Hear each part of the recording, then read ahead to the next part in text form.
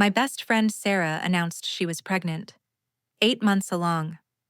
I was shocked. She'd never mentioned dating anyone. "Who's the father?" I asked, excited for her. She looked at my husband. He looked at the floor. And I understood. My best friend of 15 years. My husband of 7 years. They'd been sleeping together for 2 years. And now she was carrying his baby. The baby I'd been begging him to have with me. The baby he said he wasn't ready for. He was ready. Just not with me. This isn't a story about betrayal. It's about discovering that the two people you trusted most had been destroying your life together. And the baby that proved it. Before we begin, comment where you're watching from. Enjoy the story. Let me take you back to that Sunday morning, the morning my entire world shattered. Jessica Harper woke up at 8 a.m. like every Sunday. Her husband Mark was already awake, making coffee in the kitchen. They'd been married 7 years, together for 10. Mark was her college sweetheart, the safe choice, the good guy. Her best friend Sarah was coming over for brunch at 10. Sarah had been Jessica's best friend since freshman year of college. 15 years of friendship. Roommates senior year. Bridesmaids at each other's weddings. Sarah had married young, divorced at 25. Been single ever since. Or so Jessica thought. Sarah came over every Sunday. It was their tradition. Had been for 7 years since Jessica and Mark got married. This Sunday seemed normal. Jessica made pancakes. Mark set the table. Sarah arrived at 10:03, 3 minutes late like always. She looked different. Jessica noticed immediately. Sarah had gained weight. Her face was fuller. She was glowing. "You look amazing," Jessica said, hugging her. "What's your secret?" Sarah smiled nervously, set her bag down, sat at the kitchen table. "I have something to tell you both." Jessica felt excitement bubble up. Maybe Sarah had met someone. Maybe she was moving forward after her divorce. "What is it?" Jessica asked, sitting down across from her. Mark stood by the counter, unusually quiet. "I'm pregnant." The words hung in the air. Jessica's first reaction was pure joy. She jumped up, went to hug Sarah. "Oh my God! That's incredible. I'm so happy for you." Then reality caught up. "Wait. You're pregnant? Since when are you seeing someone? You never mentioned anyone." Sarah's smile faltered. "It's complicated." "Complicated how?" Jessica looked between Sarah and Mark. Something felt wrong. The energy in the room had shifted. Mark still hadn't said anything. Hadn't congratulated Sarah. Hadn't moved from his spot by the counter. "Sarah, who's the father?" Jessica asked slowly. Sarah didn't answer with words. She just looked at Mark. Held his gaze for 3 seconds that felt like 3 hours. Jessica's eyes followed Sarah's gaze to her husband. Mark was staring at the floor now. His face pale. His hands gripping the counter. And Jessica understood. The understanding came in waves. First wave, Sarah is pregnant. Second wave, Mark is the father. Third wave, they've been sleeping together. Fourth wave, my best friend and my husband have been having an affair. Fifth wave, the baby I've been begging for is growing inside my best friend. "No," Jessica heard herself say. "No, this isn't real." But the way Mark couldn't look at her, the way Sarah's eyes filled with tears, the way neither of them denied it, it was real. "How long?" Jessica's voice sounded foreign to her own ears. Flat. Dead. "Jess, I'm so sorry," Sarah started. "How long?" 2 years. Mark finally spoke, his voice barely above a whisper. "It's been going on for 2 years." 2 years. Jessica's brain tried to process that. 2 years of Sundays, 2 years of Sarah sitting at this table, 2 years of Jessica trusting them both completely. "I need you both to leave," Jessica said quietly. "Jess, Please, we need to talk about this. Mark took a step toward her. Don't come near me. Don't touch me. Don't talk to me. Get out of my house. This is my house too, Mark said. Then I'll leave. Jessica grabbed her keys, her phone, walked out of her own home, left them standing in her kitchen. She got in her car, drove to her sister Amanda's apartment across town. Amanda opened the door, took one look at Jessica's face, and pulled her inside. What happened? Sarah's pregnant. Mark's the baby's father. They've been having an affair for 2 years. Amanda's jaw dropped. What? Sarah? Your Sarah? My Sarah. My best friend Sarah. The one who's been coming to our house every Sunday for 7 years. That's Sarah. Jessica collapsed on Amanda's couch, started laughing. Hysterical, broken laughter. I'm laughing because if I don't laugh, I'll scream. And if I start screaming, I won't stop.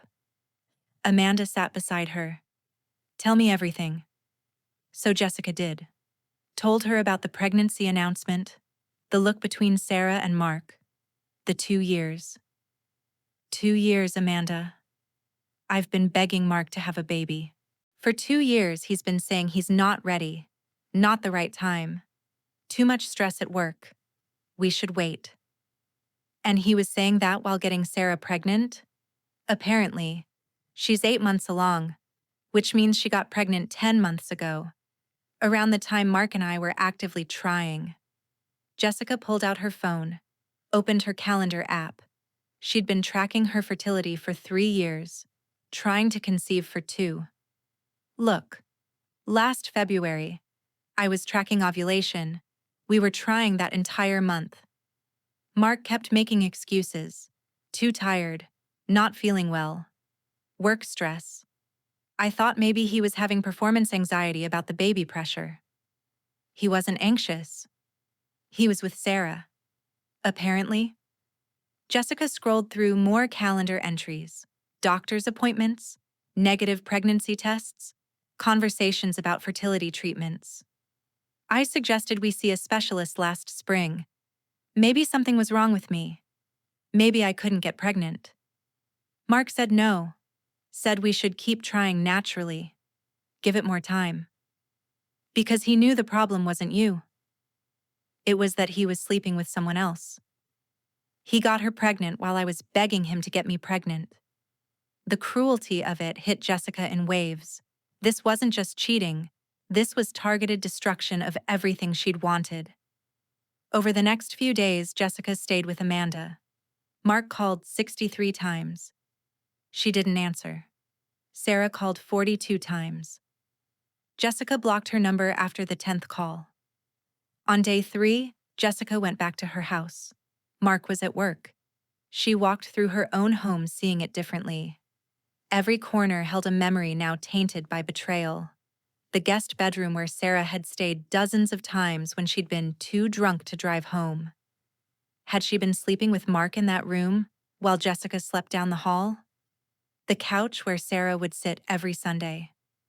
How many times had she and Mark been intimate on that couch when Jessica was at work? Jessica was a nurse. Worked 3 12-hour shifts a week. Tuesday, Wednesday, Thursday. Night shift. 7 p.m. to 7 a.m. Mark worked regular hours, 9 to 5, Monday through Friday. Jessica pulled out her phone, opened her work calendar, counted her shifts for the past 2 years. 312 night shifts. 312 nights when Mark had been alone in this house. When Sarah could have come over. When they could have been together without Jessica knowing. She checked Sarah's Instagram, scrolled back through 2 years of posts, found them. The evidence she'd been too trusting to see. A post from 16 months ago. Late night movie marathon with my favorite people. Photo of Sarah on Jessica's couch. Timestamp: 11:47 p.m. That was a Wednesday. Jessica had been working night shift. She'd thought Sarah had come over to keep Mark company while she was gone. That's what Mark had said. Sarah stopped by. We watched a movie. She left around midnight. Another post from 14 months ago. Best Sundays with the best people. Photo of Sarah and Mark at brunch. Jessica wasn't in the photo because she'd taken it. The comments were all about what a cute couple they made. Jessica had laughed at those comments. "They're like siblings," she'd replied to one. Another post from a year ago. "Dinner with my favorite guy." Photo of Mark and Sarah at a restaurant. Jessica zoomed in. The restaurant was Giuseppe's, the Italian place downtown. That was a Tuesday. Jessica checked her calendar. She'd been working that night. Mark had told her he was having dinner with a client. The client was Sarah. Posts and posts and posts. Evidence of their relationship hiding in plain sight on social media. Jessica had seen every single post, liked most of them, commented on some, never suspected. Because why would she? These were the two people she trusted most in the world. Jessica went to the garage, found the box of old photos, pulled out pictures from the past 2 years. There, Sarah and Mark at Jessica's birthday party 2 years ago. Standing close, too close. Jessica hadn't noticed then. Noticed now. Another photo from 18 months ago. Christmas dinner. Sarah and Mark by the tree. Mark's hand on Sarah's lower back. Possessive. Intimate. Jessica had taken that photo. Had thought it was sweet how well her husband and best friend got along. More photos. Evidence everywhere. How had she not seen it? On day 5, Mark came home from work to find Jessica sitting at the kitchen table, divorce papers in front of her. "We need to talk," she said. "Jess, thank God. I've been trying to reach you for days." "Sit down." Mark sat across from her, the same seat Sarah had sat in 5 days ago when she'd announced her pregnancy. "I want to know everything. When it started. How it started. Every detail." "Does that really help? Knowing the details?" "You owe me the truth. All of it."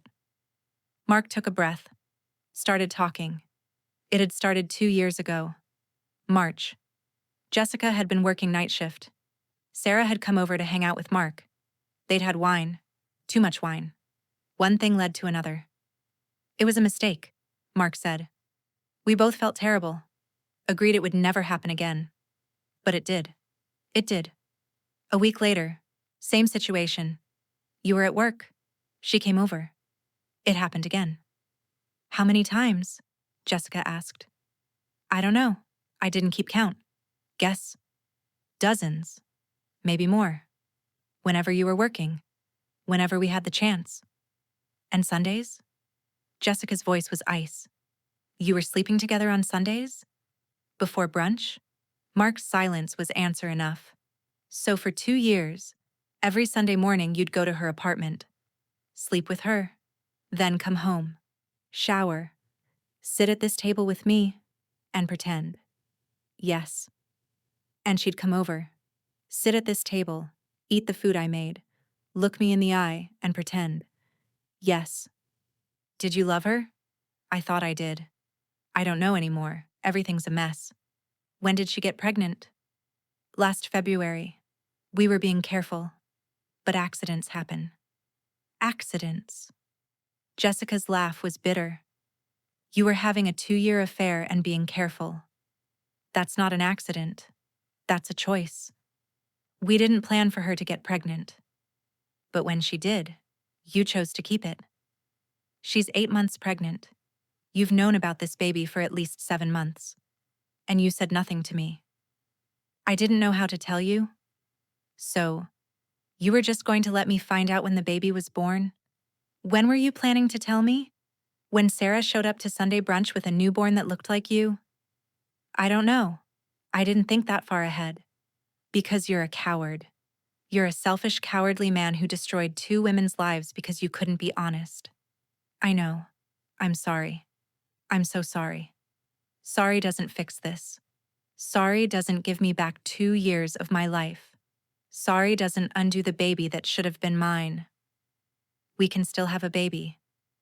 We can work through this. Are you insane? You think I would have a child with you now? After this? I love you, Jess. I made a horrible mistake, but I love you. You don't love me. You love having me as your wife while sleeping with my best friend. That's not love. That's convenience. Jessica pushed the divorce papers across the table. Sign these. Move out. I want you gone by Friday. What about the house? Our finances? We need to figure out. You should have thought about that before you spent 2 years destroying our marriage. Mark signed the papers with shaking hands, moved out 3 days later, moved in with Sarah, into her apartment. The apartment where he'd been going every Sunday morning before pretending to be a devoted husband. Jessica filed for divorce, cited adultery. In their state, that meant Mark was at fault, meant Jessica got the house, most of their savings. Everything she wanted from the marriage except the one thing she'd actually wanted: a baby.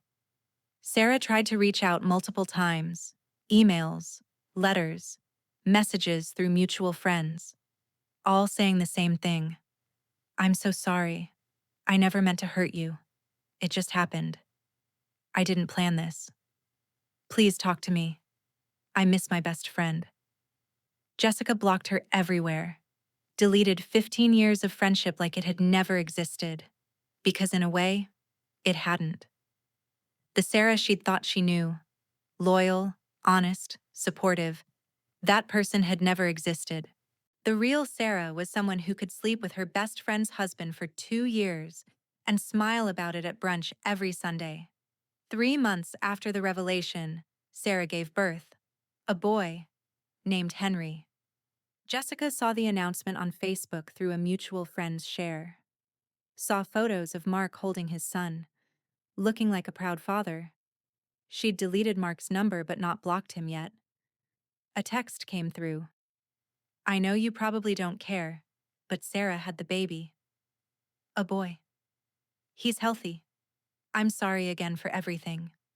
Jessica stared at the text for a long time, then typed back, Congratulations on having the baby I begged you to give me for 2 years. I hope he was worth destroying your marriage, losing your wife, and proving you're exactly the kind of man who deserves to raise a child born from betrayal. Don't ever contact me again.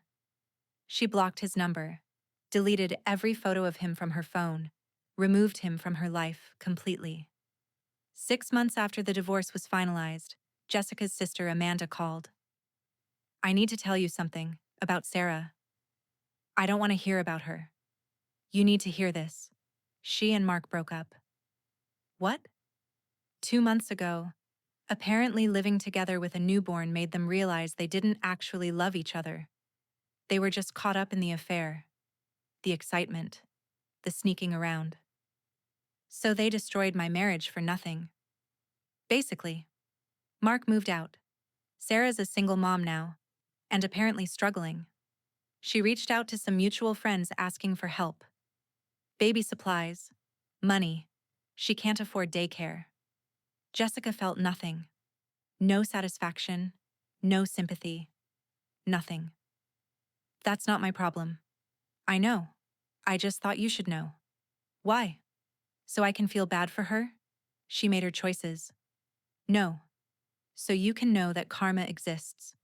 That the life she destroyed yours to have fell apart the second she actually had to live it. A year after the divorce, Jessica started dating again. Slowly, carefully, with walls up that hadn't existed before. She met Daniel at a hospital fundraiser. He was a teacher. Quiet, steady, honest to a fault. I'm divorced, she told him on their first date. Bad divorce? Betrayal. It's made me cautious. That's fair, Daniel said. I'd be cautious too. We can take this as slow as you need. They dated for a year before Jessica felt ready to be serious. 2 years before she felt ready to move in together. 3 years before she agreed to marry him. At their wedding, Jessica's sister Amanda was her maid of honor. Not Sarah. Sarah hadn't been invited. Hadn't been part of Jessica's life in 4 years. Jessica had deleted 15 years of friendship and never looked back. During the reception, Amanda pulled Jessica aside. "I need to tell you something. Sarah tried to contact me, wanted me to give you a message. I don't want to hear it. She wanted to apologize, said she knows she destroyed your life, that she was selfish and cruel, that she regrets everything, that the baby reminds her every day of what she did. Good. She should regret it every day for the rest of her life. She also said Mark hasn't been involved, doesn't pay child support consistently, barely sees the kid. She's raising Henry alone while working 2 jobs." Jessica felt a flicker of something. Not sympathy for Sarah, but sympathy for the child. Henry. The baby who'd been conceived in betrayal and born into chaos. "That's not my problem," Jessica said again. But it bothered her. A child suffering for his parents' sins. 2 years into her marriage to Daniel, Jessica got pregnant. Naturally. Easily. First try. The doctor confirmed at 8 weeks. "You're pregnant. Everything looks healthy. Congratulations." Jessica cried in Daniel's arms. "We're having a baby. Our baby." "I'm so happy," Daniel whispered. "You're going to be an amazing mom." The pregnancy was smooth. No complications, no scares.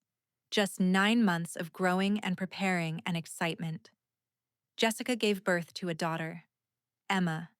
Healthy and perfect and wanted.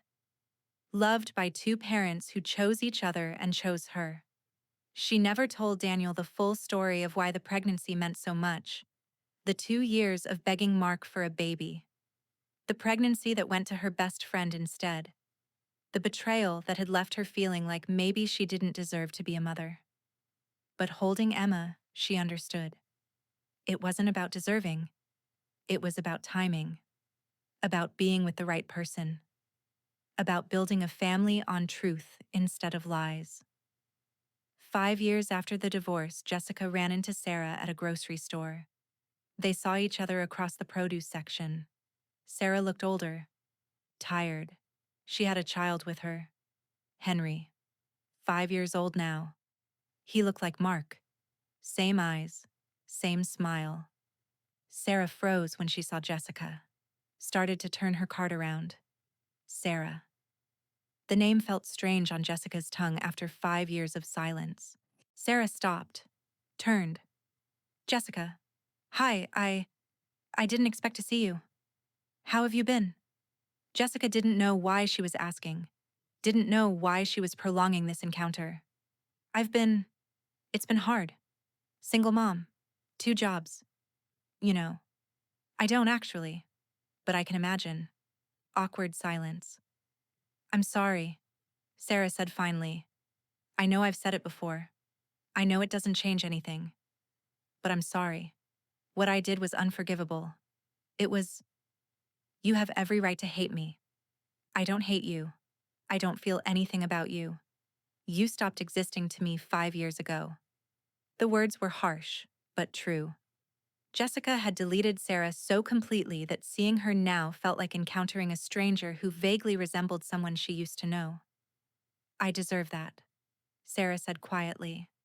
Jessica looked at Henry, the child who'd been at the center of everything. "He's beautiful. Thank you. He's a good kid. Doesn't deserve the mess his parents made. No child does. Congratulations. I heard you remarried. Had a baby. Thank you. I'm happy for you. Really. You deserve happiness." Jessica nodded, started to walk away, then turned back. "Sarah, I hope you've learned from this. I hope you're teaching Henry better values than the ones you showed me. That's all I have to say." She walked away. Didn't look back. Finished her shopping. Went home to her husband and daughter. The family she'd built on honesty. That night, Daniel asked, "Who was that woman you were talking to at the store?" "Someone I used to know a long time ago." "Anyone important?" "She used to be. But people change. Or maybe they show you who they really were all along." 7 years after the divorce, Jessica was thriving. Happily married. 1 daughter with another on the way. a career she loved, a life full of people she trusted. She sometimes thought about Sarah, about Mark, about how different her life would be if the betrayal had never happened. If Mark had been the man she thought he was. If Sarah had been the friend she'd believed in. But mostly, she didn't think about them at all. Because the truth was, their betrayal had hurt, had destroyed her for a while. But it had also freed her from a marriage that was built on lies, and a friendship that had been one-sided for years. She'd lost 2 years of her life to their lies, but she'd gained the clarity to build something real with someone honest. The baby Sarah had carried should have been hers, but Emma was hers. And the new baby growing inside her now was hers, and Daniel was hers. And this life, honest, full, happy, was hers. Some betrayals destroy you, others free you to become who you were meant to be. Jessica had thought the baby Sarah carried would destroy her. Instead, it had shown her the truth. And the truth, painful as it was, had set her free. What did you think of Jessica's story? Comment below. Rate 0 to 10. Subscribe for more powerful stories about betrayal and finding yourself after loss.